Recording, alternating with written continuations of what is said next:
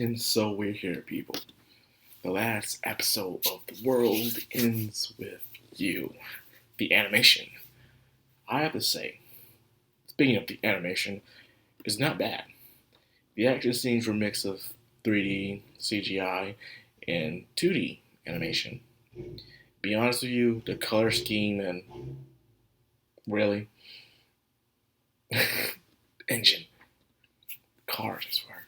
Anyways, the the the the fusion of them was pretty good compared to so that I'm a spider, so what? They can use some work. In fact, I'm not even reviewing an episode this week because it's been delayed until probably next week. So yeah, can't wait for that. Well, anyways, um, this anime was pretty good in my opinion. The final boss was extremely fast. It was done fast, and of course, if you were a game player, you know it was done completely different from what the original thing was supposed to happen.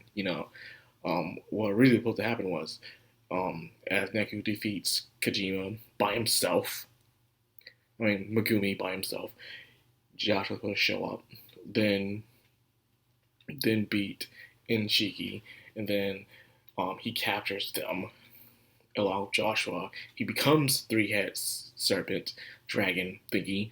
Then you fight him by yourself for your friends, giving you their psyche. And finally, you do the final power blast. So yes, Joshua helped you out in the end to fight against Mr. Megumi.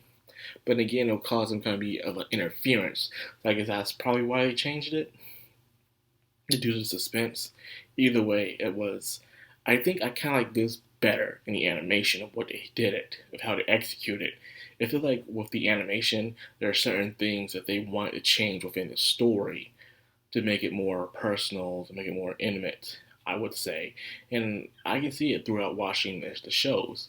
Some things that they show that they didn't show in the game, which is good. So the things you didn't get to see from the game, you got to see that's only from the anime.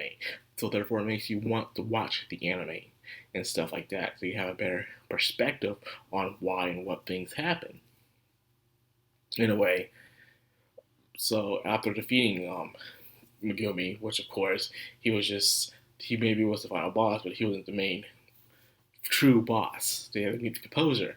All they had to see at the end of the line, seeing this probably thought it was Joshua. A lot of people thought it was Mr. Hanakoma, but it was too obvious in a way if that was the case. But it would be interesting if it was. Anyways, having it to be Josh was pretty interesting as well. Some people wish they would throw in more hints or something, but maybe that was the reason why. He covered up his tracks too well, so therefore Neku wanted to catch on to that.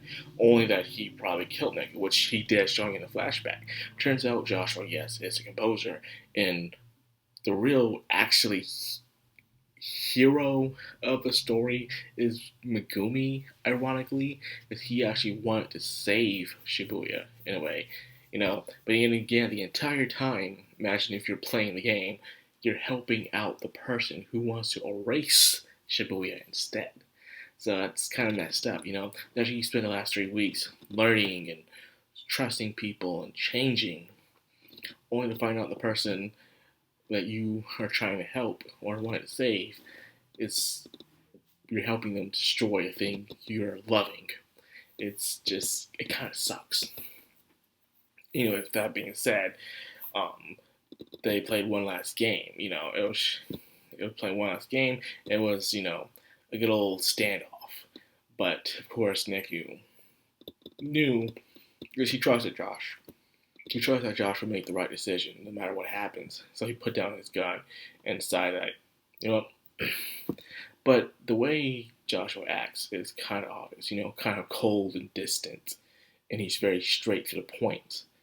Meaning that that's how he is. He's this higher up figure, this deity that's different compared to us humans. So therefore, he would see things differently. He would act differently from us humans.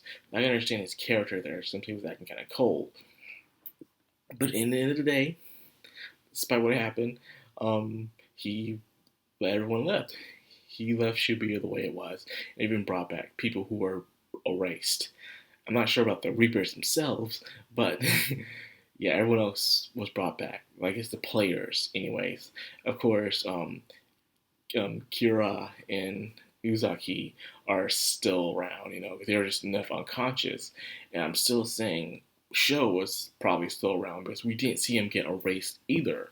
And he's also in the sequel game, so there's also that. So he wasn't erased. So why did he erase him? I don't know. I get that plan. Speaking of Sho, it seems like Mr. Hanakawa had a lot of hope in Sho.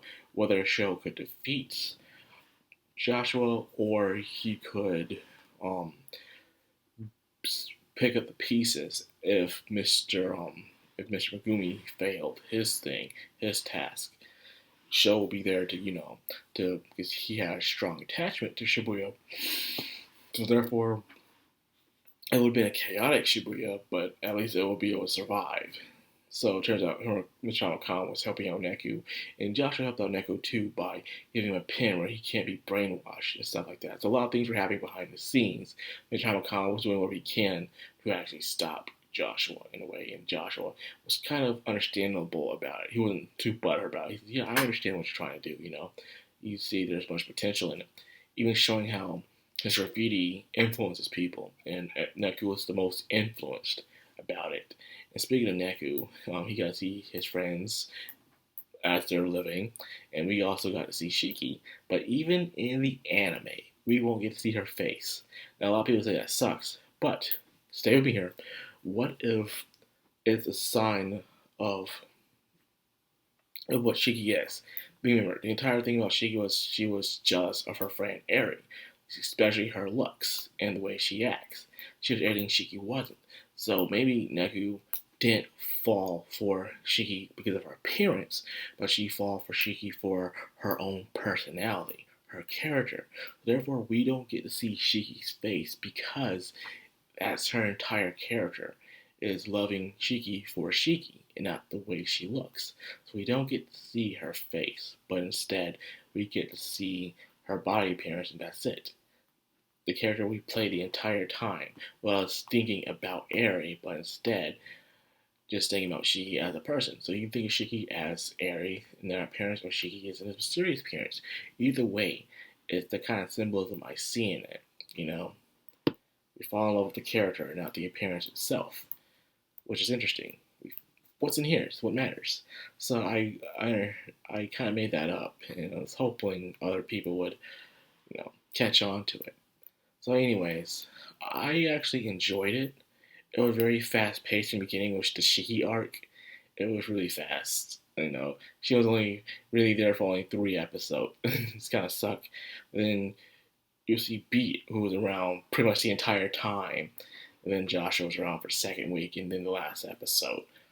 Then even Rhyme had a bigger role to play in the anime than she did the video game. So that's what I said. So maybe it wasn't an alternate timeline or alternate dimension as I thought it was, but maybe it was just the writers wanting to, kind of change the story up just a bit.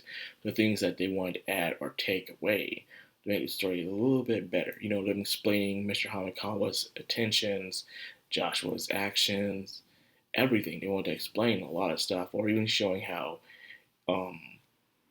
Shiki's friend Eri would act. A lot of people enjoy the thing with Shiki, believe it or not.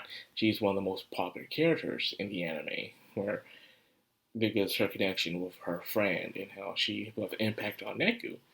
And I enjoyed that. So a lot of different opinions arose, and thanks to that, the world interview once again the fandom has been reunited.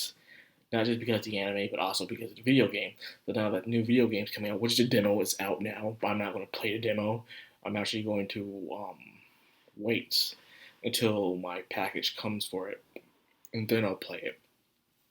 So I get to enjoy that. Looking forward to it. And hopefully the fandom gets to be alive for the next 4 or 5 years with fan fiction, music videos, and fan art, and all that other good stuff. And of course, cosplay. Good old cosplay. So anyways, yeah. I enjoy it for what it was, Sometimes it's a hit and miss when it comes to these video game adaptation animes. You can really mess them up. Sometimes it depends on the amount of episodes, or sometimes it depends on the pacing. a lot is put into coordination. You know, some I enjoyed, some I don't. Hit and miss, like I said. So anyway, that's going to end this video. I hope you guys enjoyed it. If you did, like, comment, subscribe. Of course, hit that bell icon. This has been Macrown on Madbay. Signing out.